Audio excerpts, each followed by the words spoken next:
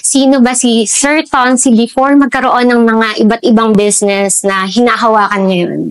Siguro po ang dream ko, bata pa lang, gusto ko na po maging celebrity.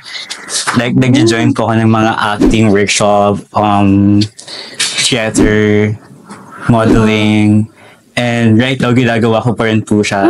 Nagagawa mo pa rin yes yun? po. I'm influencer po, and gusto ko maging next Heart Evangelista. Wow! Yeah. Grabe yung dream mo. Pero it all starts in a dream. Tama? Yes po. And Sir Tonsi, ano ba yung ano mo? Bukod doon sa ginagawa mo na nag-workshop ka and nagbi-business, paano mo na-handle yun? Siguro po if passionate ka sa ginagawa mo, like yung mindset mo everyday, parang nandun lang siya nakatutok. Kasi if yung gusto mo yung isang bagay, you need to be passionate about it. You need to hard work.